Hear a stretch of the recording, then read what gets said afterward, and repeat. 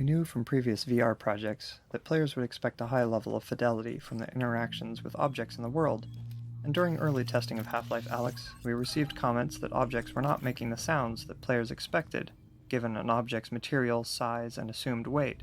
This led us to a more granular approach to physics sounds than we had used in prior products. For example, in the past, we would have used a single physics sound for all objects of a certain size and material. So, we would have had one sound to represent collisions of small metal objects, another sound for large wooden objects, and so on. For Half-Life Alyx, we built up a new library of object-specific sounds so that we could distinguish between similar objects, like a piece of silverware and a small metal can. Not only do we now have a library of almost 2,000 object-specific physics sounds, covering over 160 different objects, but we can further alter the sound at runtime based on an object's impact velocity and the hardness of the material it collides with. In some cases, we even layer in sounds representing an object's contents, such as matches in a matchbox or fuel in a jerry can, which can be heard when those objects are shaken by the player or collide with something at high velocity.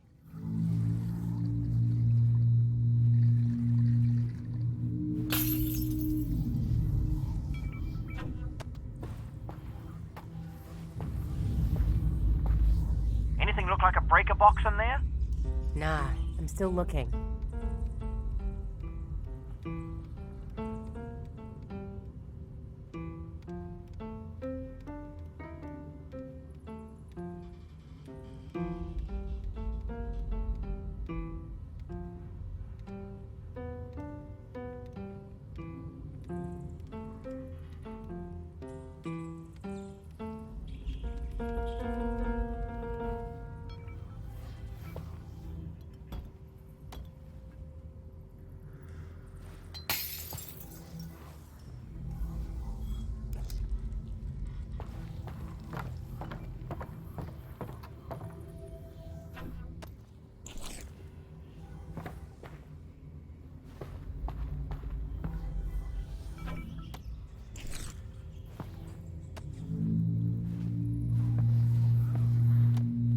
Given the large number of bottles throughout the game, and the fact that they feature so significantly in the distillery gameplay, we decided to make interacting with them as interesting as possible using a procedural liquid effect. Each bottle is assigned a random fill level, and values for the amount of liquid agitation and foaming are calculated based on the bottle's movement. This is stored in the object's tint colour, which is otherwise unused. The shader calculates the liquid level based on the bottle's orientation in game. Since the amount of liquid visible in a bottle as a proportion of its height is different when oriented upright, sideways or upside down, different values are used for each in order to preserve the apparent volume of liquid inside. The liquid's surface is then displaced by a number of sine waves, modulated with the agitation value to create rippling waves. The areas determined to contain liquid, as opposed to air, take on the colour and refraction index values of that liquid. Bubbles and foam effects are added based on the agitation and foaming values. These are procedural and can be modified to create a variety of different behaviours. Several layers of bubbles are created in a local view space relative to the object, so that they're stable from frame to frame, and can always move upwards relative to gravity. Artists can set a variety of parameters per liquid, such as colour, glow, foaming potential, wave properties, and a meniscus at the surface of the liquid which curls up around the edges of the volume, helping to communicate the viscosity of the liquid. The refracted environment seen through the glass and liquid is sampled from the same cubic environment map of the local area that's used for reflections, and so the bottles are effectively opaque and do not have to blend with the frame buffer in the way that transparent objects normally do. Let's go back to the elevator plan. This was a strategic design choice, as along with storing the physics data in the tint colour, it means that the bottles can be rendered together as a batch in arbitrary order, which is critical for graphics throughput. In the end, the refractive liquid effect allows for a variety of interactions to take place at a fidelity that is especially compelling with tracked hand controllers in VR.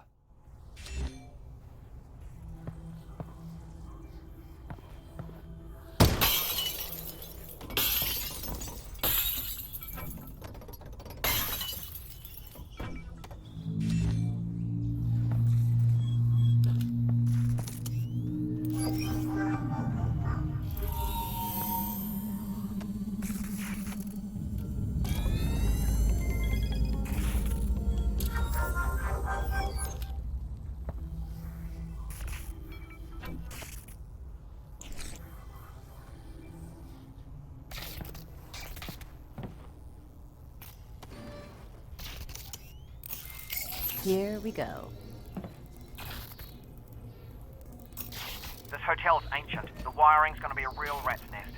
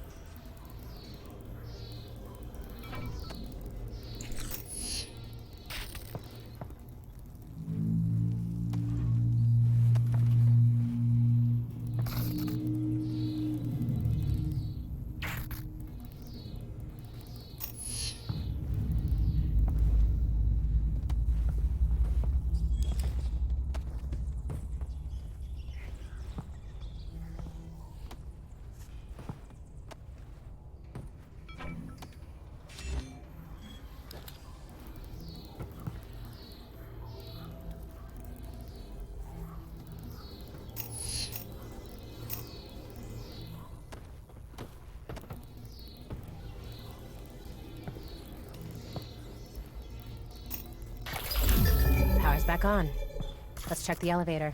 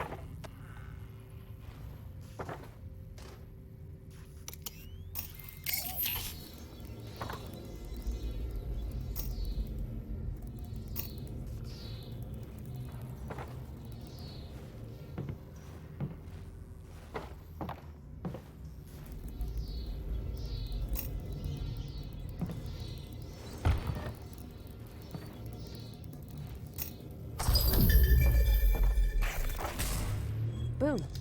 Power back on.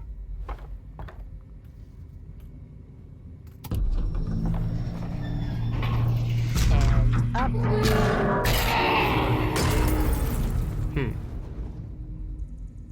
Looks like we're taking the ladder.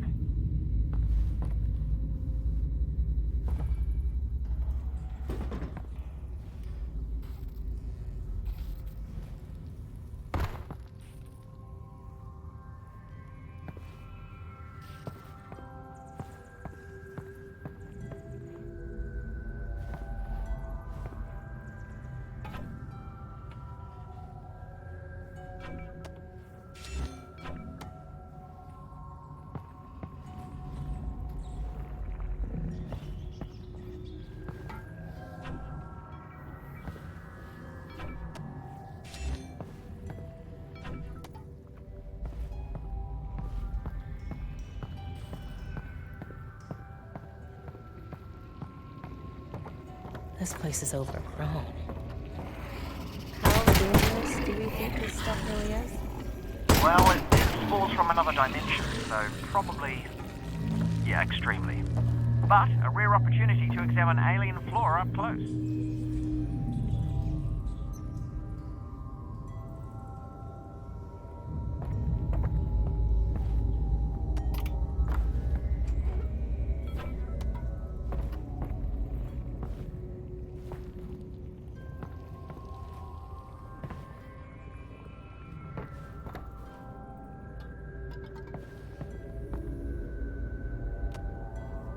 The Zen flora in this area animate in response to the Vortigaunt energy Alyx, pulsing what from does the it feel Combine like? substation outside. Kinda Since the slimy? substation itself is not visible from inside the hotel, it was important that we continue to remind players of its presence using audio and visual cues, and the Zen flora provided a perfect opportunity to do this. The shaders used on the Zen flora help illustrate the plant's response to the energy pulses in a few different ways. For example, the villi and cilia elongate and vibrate, while many of the other plants pulsate or glow. The intensity and timing of these effects are driven directly by the sound system, meaning that the audio and visual reinforcement of the combined substation pulses are always in sync.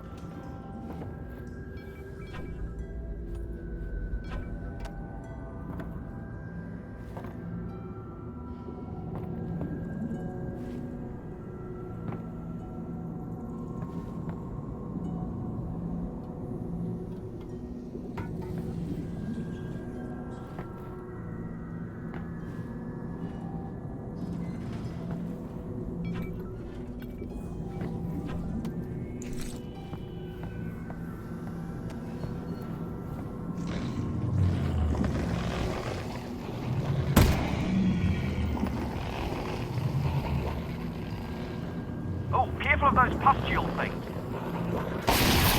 You're looking a bit ticked off the closer you get.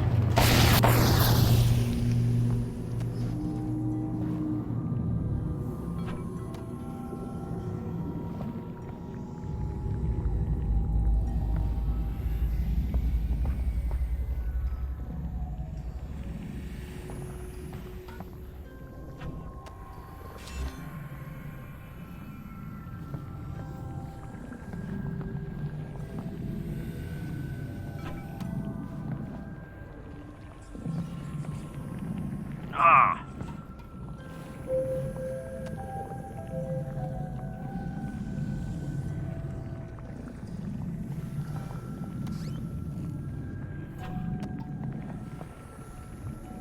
I'm really starting to think I shouldn't be breathing this stuff.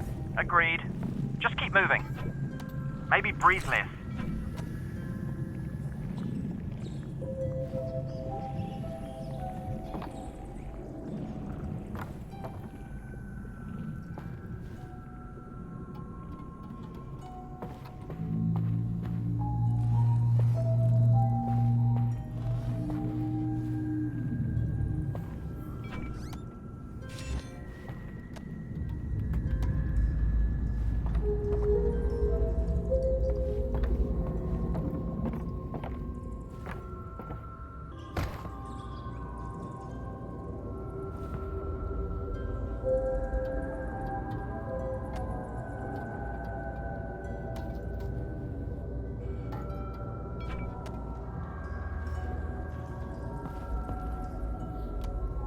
Breaching the quarantine zone revealed a new hidden secret of the city. Alien plant life from Zen has taken root on Earth and has been thriving in the shadows of City 17. On the development team, the Northern Star Hotel was referred to as Hotel Zen before it had a proper name in the story, as it was the first location we used to explore what Zen foliage could look like and how it might consume any given environment. One of the challenges the environment team faced when designing the Zen foliage was layering a new look onto an existing environment without having to rebuild Zen-infested versions of every prop. We relied heavily on texture blending and kit bashing of Zen foliage shapes to handle most of the big environmental changes when Zenifying a scene. We also added some new features to our level editor Hammer, which allowed for more creative manipulation of assets to reduce repetition. For example, we could pose certain types of meshes such as the Zen tentacles. These could be placed, scaled, stretched and manipulated to snake through an environment, giving a handcrafted look without every asset having to be built for a specific location. These elements were editable in Hammer so they could be adjusted at any time, but were baked into static meshes when the map was compiled to improve their runtime performance.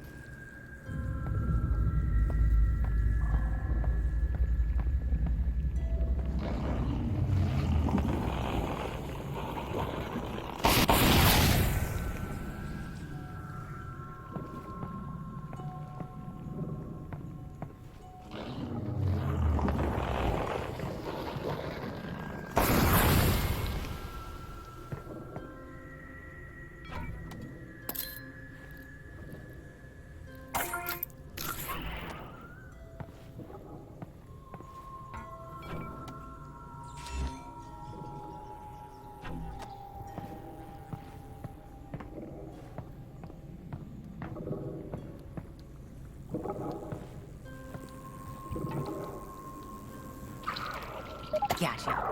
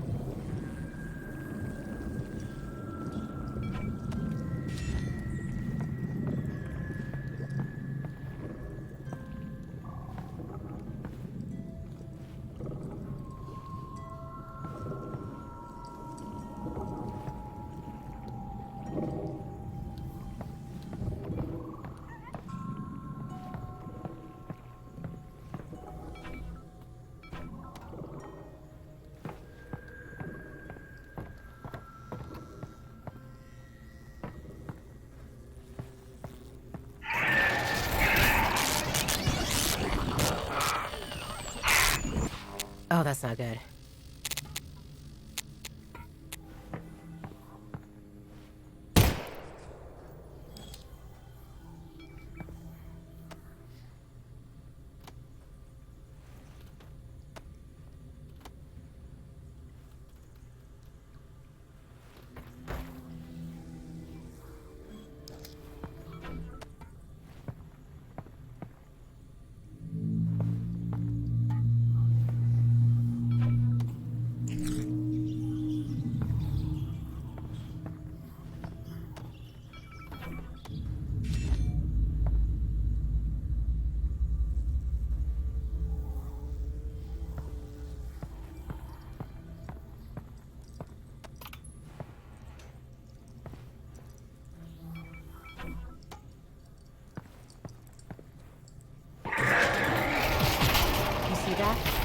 Russell? Russell! Alyx, come in.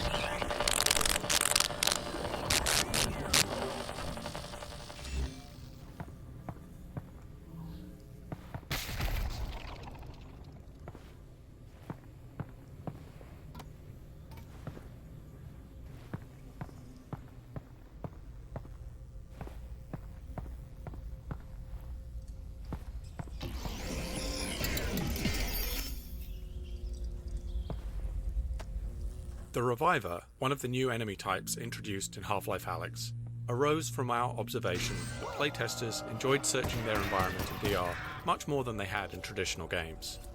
In addition to rewarding that desire to search with ammunition and resin, we experimented with how it could be part of fighting an enemy. We began prototyping with a fast headcrab variant we called the Runner, modifying its behaviour to run away and hide from the player after it attacked. We found players really enjoyed looking for a small, hidden enemy they knew was somewhere within a dense environment. They also liked shooting at a fast-moving enemy that was able to run under and behind everyday objects like tables and chairs. Lastly, players talked about liking the way they got to be the aggressor in combat for once, since everywhere else in the game they felt like they were always on the defensive. While feedback was overall very positive, there was one specific problem: how to encourage players to search for the Runner. Alyx, what happened? After a few Runner encounters, we found players would start to realise they didn't have to look for the Runner at all. They could simply wait for it to run away and then leave the room. So we started prototyping various ways in which the Runner could become more dangerous if not found, setting up a time pressure where players had to find the Runner quickly or the situation would get worse. After some experimentation, we landed on the prototype where the Runner could revive a fallen zombie and become a new kind of foe, one that was more dangerous than a Runner or zombie. After this change, the Runner was renamed internally to the Reviver, and we began assembling the various encounters around it. It took a lot of playtesting to balance out all the various elements of the Reviver fights, because they involved multiple separate stages: combat versus the Reviver, searching for a hidden Reviver, and combat versus a revived zombie. In the end, we still didn't feel like we'd created enough of a foolproof reason for players to need to search for hidden revivers, so we turned the Reviver's heart into a key, requiring players to collect it.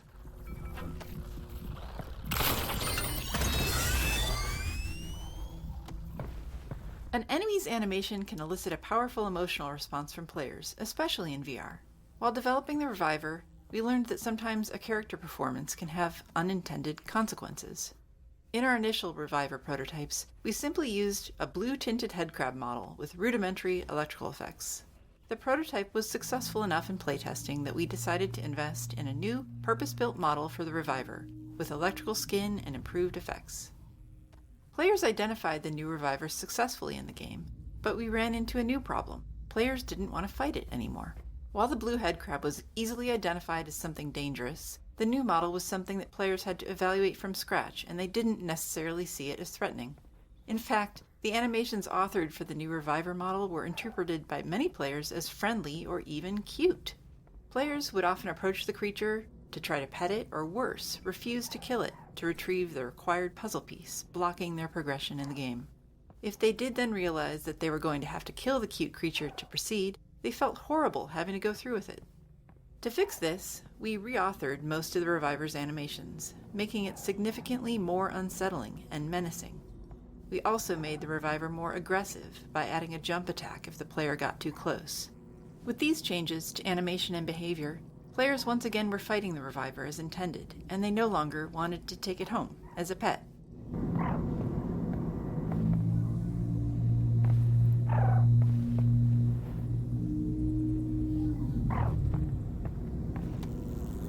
This is the room featured in the very first shot of the Half-Life Alyx announcement trailer.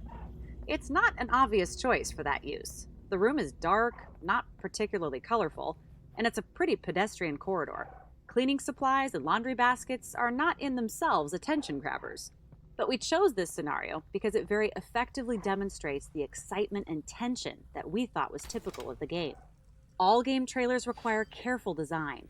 Conveying a game's core experience in just a few moments is tricky, even at the best of times. But we believe the Half-Life Alyx trailer had to work harder than most to meet a particularly difficult and uncommon set of challenges. We had kept the existence of the game under wraps, so shipping the trailer was going to be the first time in 13 years that Valve had shown any work on Half-Life. On top of that, the trailer had to quickly communicate that Valve had chosen to make the next installment of Half-Life a VR game.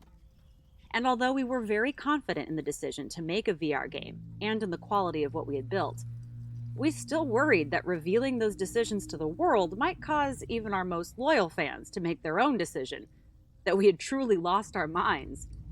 Those of us working on the trailer knew it had to make people so excited that they could put those worries aside.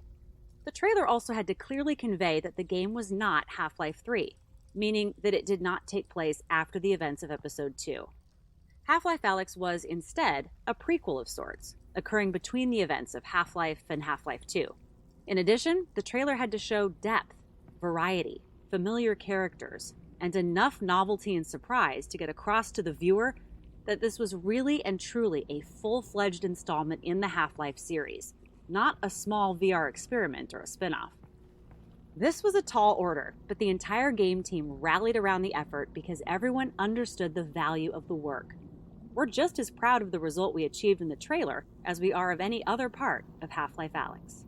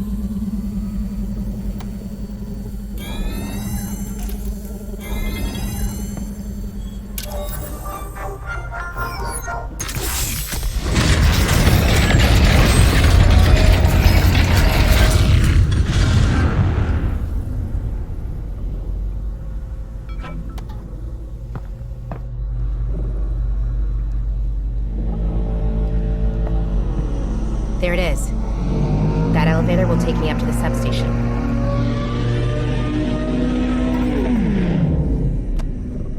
Half-Life Alyx supports 3 types of player movement: continuous movement, shift teleport, and blink teleport. Early on, one of the properties of blink teleport, and to a lesser degree shift teleport, was that players would often refer to the actual mechanic of teleporting when describing their movement through the environment. I teleported to the desk, or I teleported into cover, was often how players would describe their actions, and it served as an unconscious reminder that they were interacting with a game in a specific way. To address this, we made a couple of key changes early on that significantly altered the way players recounted their movement, and as a result, pulled them further into a more convincing virtual reality. One of these changes was the visual indicator that represented the teleport destination. We swapped the abstract cylindrical indicator used in the lab for a pair of holographic feet. The feet helped provide a sense of physical presence and indicated the direction the player would face upon finishing a teleport. We also added animated feet between the player's current location and the teleport target. These feet illustrated the path the player would traverse, further helping provide a fiction for their movement through the environment. Along with the visual interface changes, we also added audio of footsteps and body movements that would play after a teleport to effectively summarize the player's movement through the space. This isn't something everyone necessarily notices at first, but it is quite obvious when it's missing or incorrect. The footstep audio transformed how players described their movement through the world, and players would often refer back to movement in the environment as walking or running, as opposed to referring to game terminology.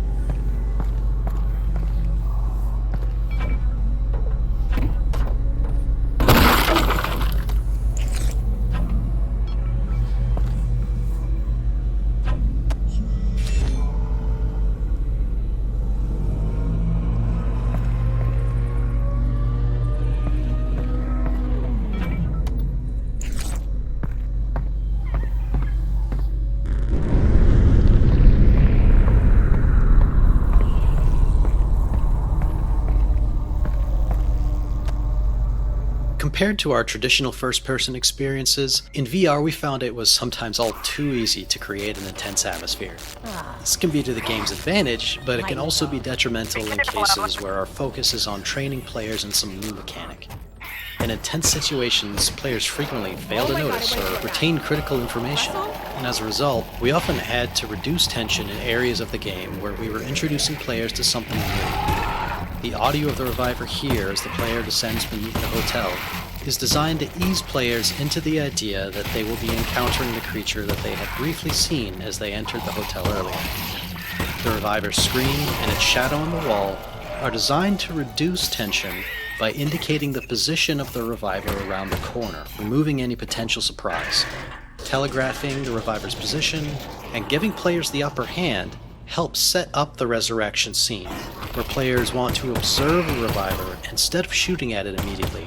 This is critical because this is the first time the player sees the reviver reanimating a zombie, and if players are too distracted to take it in, they won't be successful in the upcoming fight.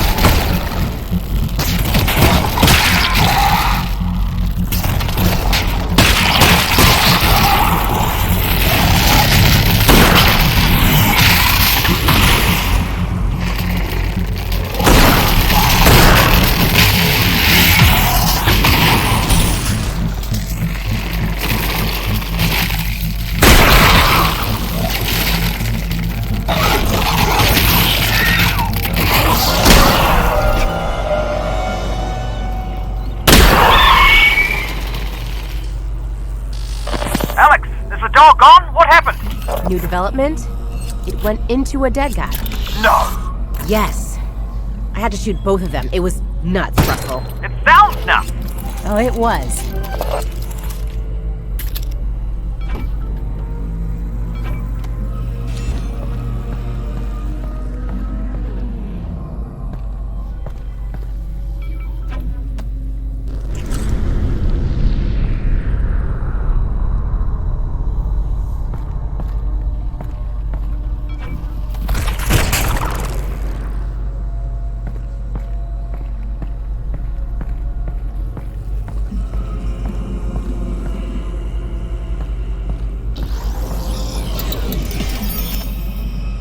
One of the challenges with the reviver's resurrection mechanic was training players that the reviver was the target, and the zombie was effectively just an inert vehicle that could not be damaged.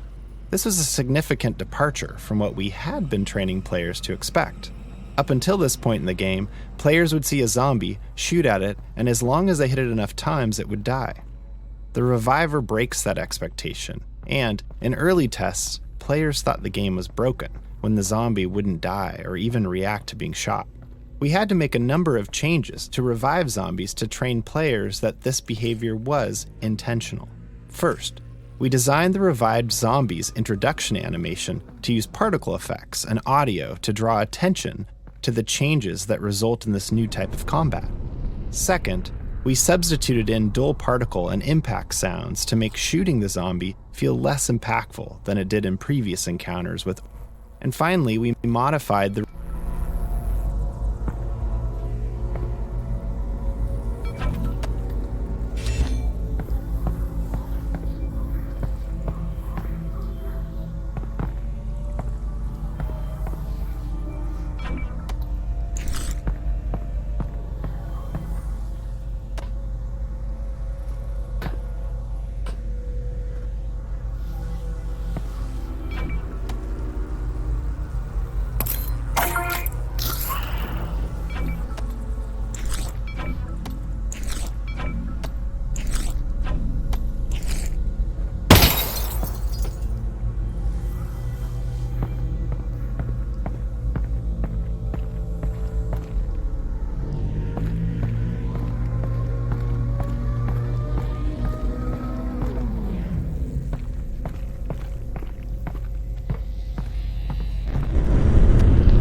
Compared to our traditional. And finally, we modified the revived zombie so that it doesn't play any flinch animation or respond to bullet impacts, further communicating to players that its behavior is different. We also used the reviver itself to illustrate the new combat experience. Electrical effects were added to indicate the reviver's movement inside the zombie, with a bright pop and glow as it emerged at a new location on the zombie's body. With these new visuals and satisfying impact sounds and screeches from the reviver when hit, playtesters were no longer confused and consistently enjoyed the new combat mechanic. In our early designs, a revived zombie was just an invincible zombie with a moving vulnerable spot. Playtesting revealed this to be less tense and threatening than the reviver on its own, and since we wanted the revived zombie to be a higher stakes adversary, we needed to enhance its offensive capabilities. As a natural extension of the electrified nature of the reviver, we chose to create an electrical field around the revived zombie, so that players who got too close would take heavy electrical damage. This worked well for many playtests, until we observed a player who was a proficient real-world marksman. This player was able to easily defeat the revived zombie without ever being threatened by it. In response, we gave the revived zombie its electrified ground counterattack, which forces players to change positions to avoid damage. This created a cadence of attack and retreat that was more tense and satisfying for all players. Since a VR game must always be rendered from a virtual camera that matches the player's own point of view, we have limited opportunities to control what the player sees. Elevators are one of the few tools we have in VR to direct the player's view. A rising elevator like this one can be used similar to a crane shot that you might see in film, going from one elevation to another, revealing a beautiful vista or dramatic story beat. In VR, elevator rides can be challenging to make comfortable, as the motion of the virtual elevator is inconsistent with the player's own vestibular system. We found that we can make the elevator rides in Half-Life Alyx comfortable enough for most players by moving the elevator slowly and limiting how much the player could see out of the elevator. This particular elevator was initially far more open, but we gradually introduced more and more visual obstruction to the design so that the player always had some significant portion of the elevator in their field of view. This meant that we were able to get the dramatic reveal of the hotel exterior and Combine substation we desired, but players were comfortable since they could always see the elevator, which was in their own frame of reference.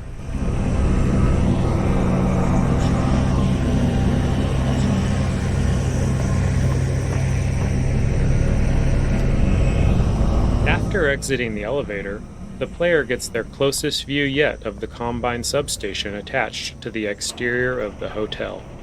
While the Combine architecture can veer into the abstract, it's often at its most successful when contrasted with a human structure. Beyond this, we always try to drive the visual design with an invented function, ideally to support the gameplay or story. In this case, the routing of some unusual power source to the vault from various parts of the city. The player doesn't know it at this point, but this substation is designed to essentially torture the song out of a group of Vortigaunts who are housed in the attached pod farms. The output is collected from the Vortigaunts before being reharmonized by a single conductor Vortigaunt via the cable tuner apparatus seen at the root of the transmission cables that run up to the vault itself. This design gave us the opportunity to subsequently meet another Vortigaunt and acted as enough of a constraint to allow us to design an interaction that would physically compromise the substation as the player exits the hotel in the next map.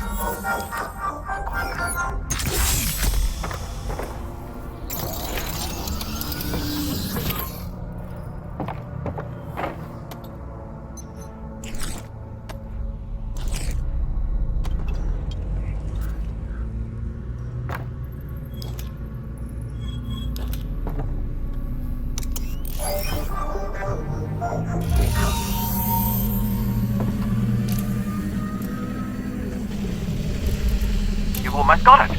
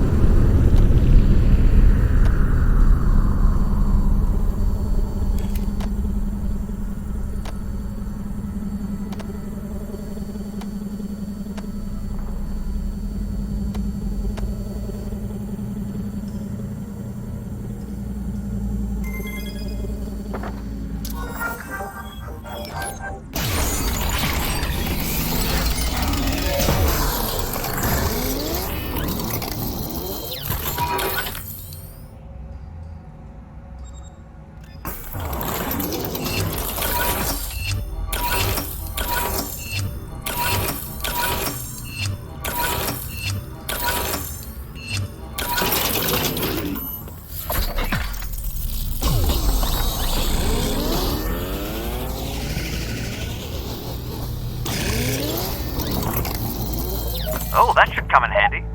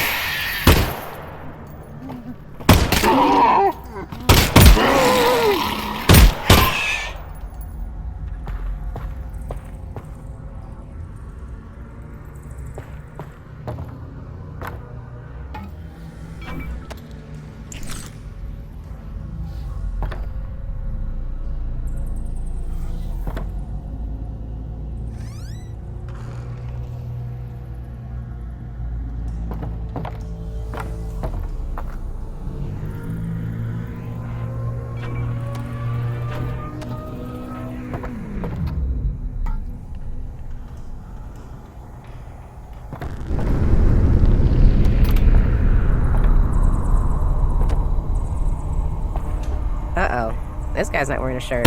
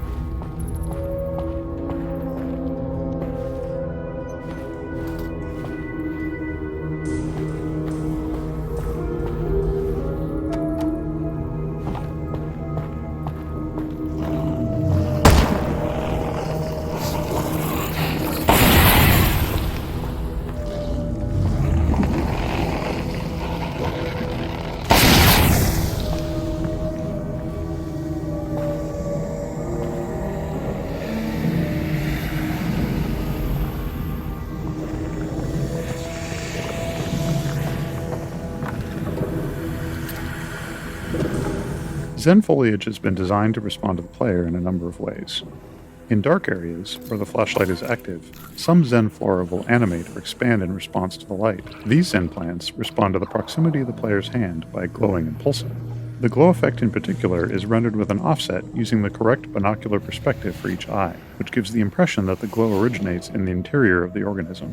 The Zen flora's shader effects, which rely on hand proximity, take their input from a dynamic voxel field which follows the player at all times. The player's hands effectively draw motion trails in this voxel field, which can be sampled by the foliage's shaders to drive deformations and other shading effects. If the player moves their hands quickly, they produce motion trails in the voxel field. If they hold their hands still, they produce a radiating force. These different types of motion characteristics allow us to create different behaviors in the foliage to give it a bit of extra personality.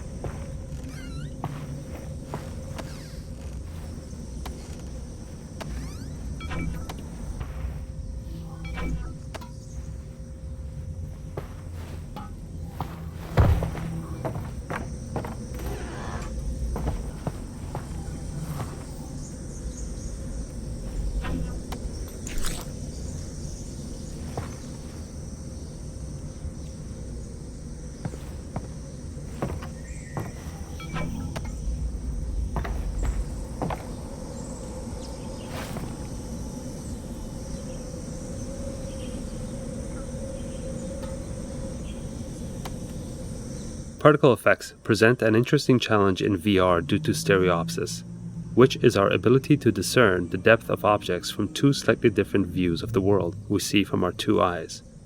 Traditional particle systems, as seen on the left, were typically implemented as a series of flipbook images displayed on relatively large polygons, which orient to face the player. Each series of images would contain effectively a little movie of a more complex phenomenon like a wafting puff of smoke or a flickering flame and so on. For the monoscopic rendering used in non-VR systems, this approach holds up well and is widely used across the industry. Because of the stereo rendering used in VR, however, players can easily see the flat cards resulting in the unconvincing effect seen on the left. To address this, we had to update our particle rendering techniques for VR. The particle system on the right is an updated VR-friendly version of the older effect seen on the left. One technique we used on large cards, like the ones used in this smoke effect, was to create some drag on the card's reaction to the player's head movement. To do this, we created another particle system which lagged the player's position and was used as a player camera for the facing direction of the smoke cards. By removing this one-to-one relationship of head motion to sprite rotation, we were able to give the impression that the smoke effect was volumetric. In addition to using more 3D elements in the creation of our effects, we also often use the post-processing bloom on particles to help visually merge elements that otherwise would appear as a set of flat planes. This made the cards harder to stereofuse, which gave them a more diffuse volumetric feel.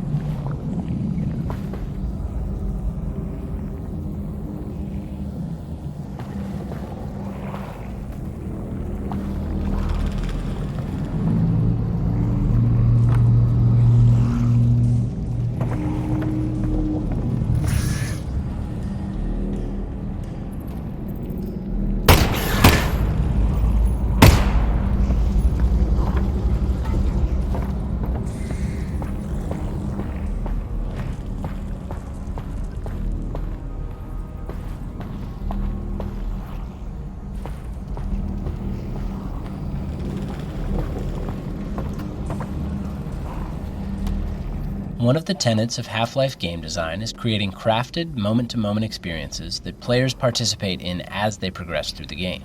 Sometimes this means playing with emotional responses to turn something undesirable into a memorable highlight. This collapsed section of the hotel features this type of experience. Players are often instinctively pulled to the safest looking location in a given area, and here that would be the well-lit corridor above. But when they get there, they find their way blocked by a Combine power shield. The power cable to shut down the Combine force field leads them back down into the poison headcrab-infested darkness below, a place they really didn't want to go. These larger gameplay spaces also need to be resilient to player choice, so even if a player chooses not to head up to the well-lit corridor, they likely will still have the same trepidation about heading down into the darkness below. After the player has braved the darkness and sheltered themselves in the lit room where they're safe from the wandering headcrabs, they're faced with the daunting task of cutting the power to the Combine force field, because this has the side effect of plunging the area into darkness. Not only does that make the situation worse, since the player must make their way out of the pitch blackness with only a flashlight, but the path to the exit is back through all the poison headcrabs.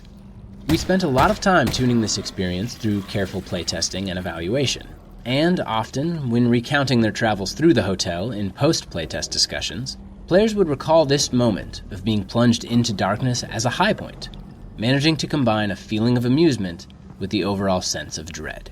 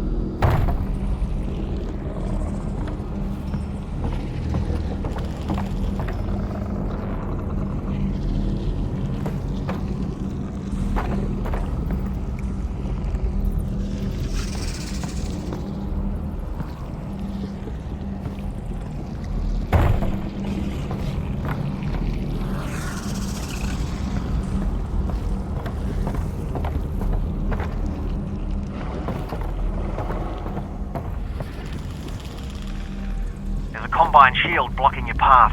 I'll figure out how to shut it down.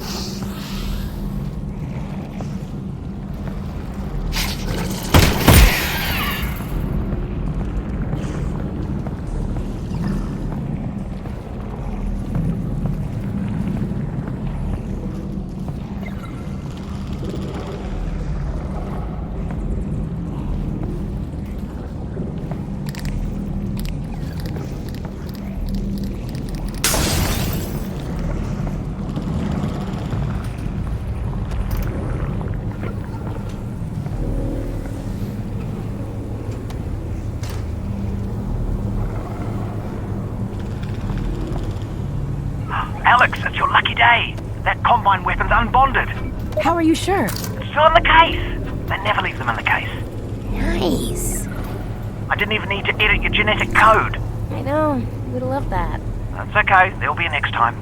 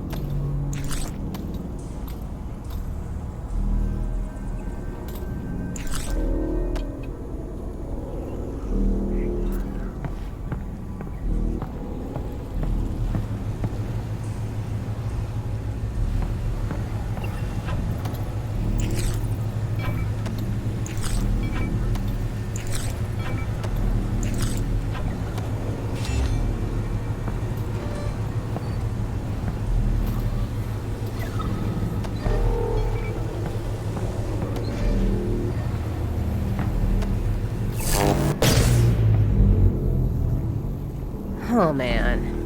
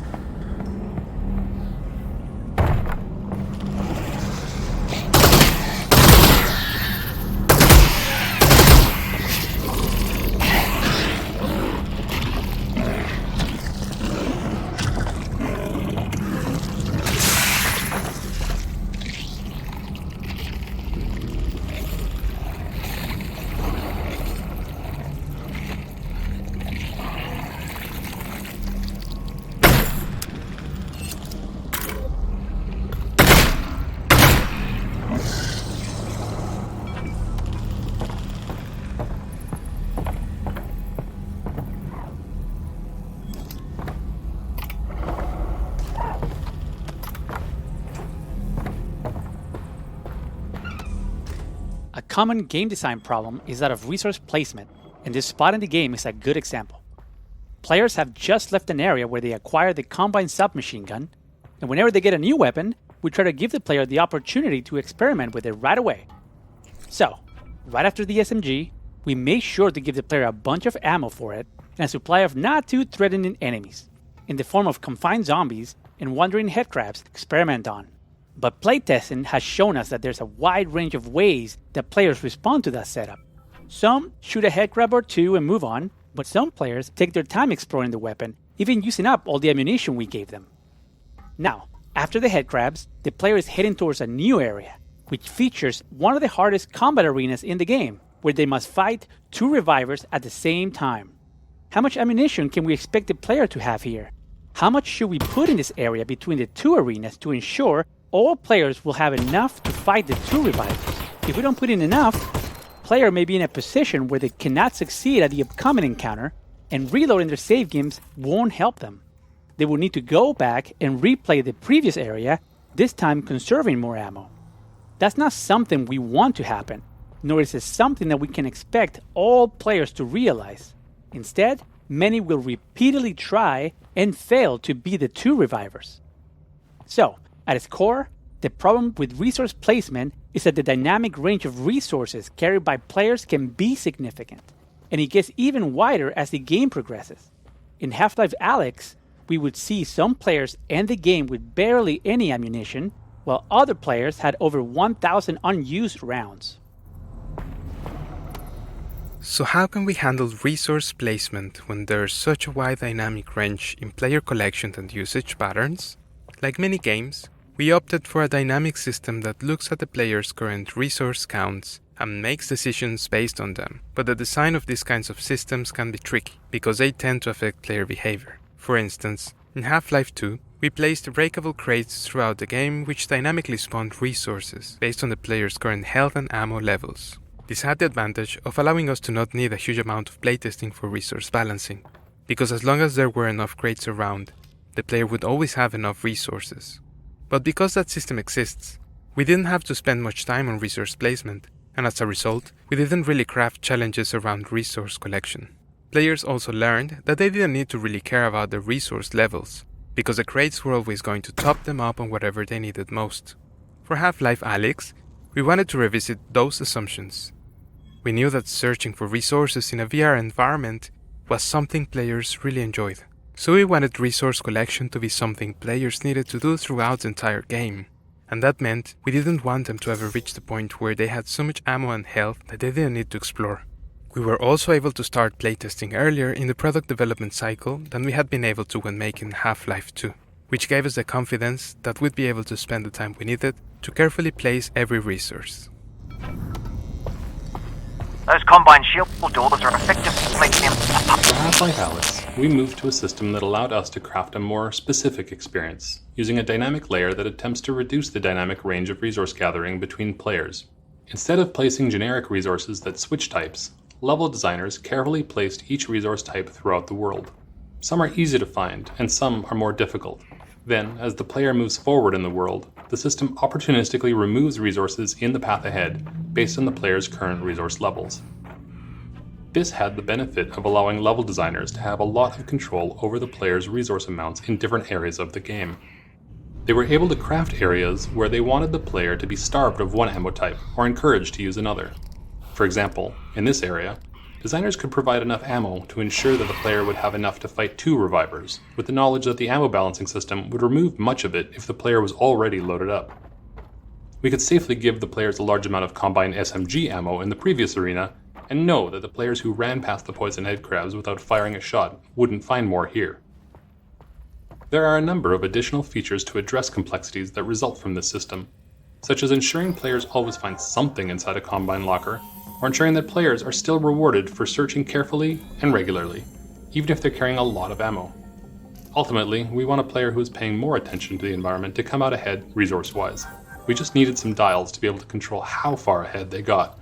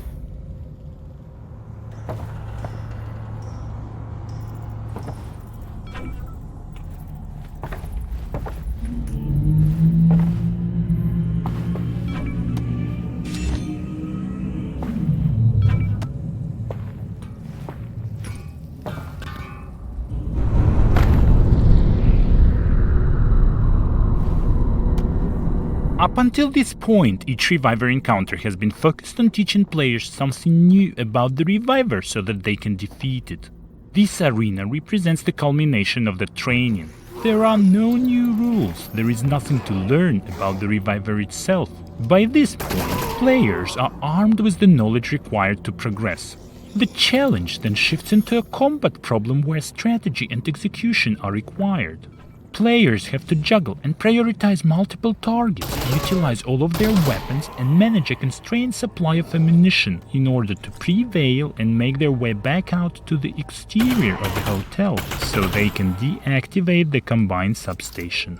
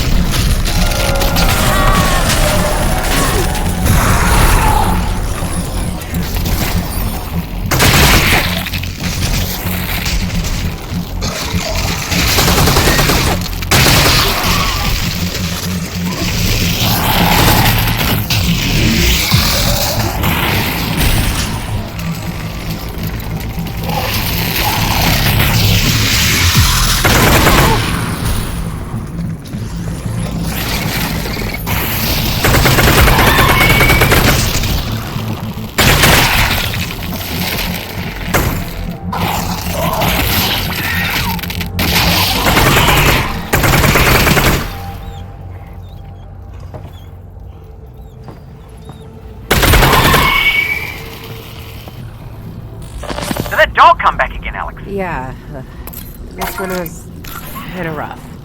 You're alright though, right? Yeah, Russ. Well, we've got to get you out of here and up to the roof. I'm working on it.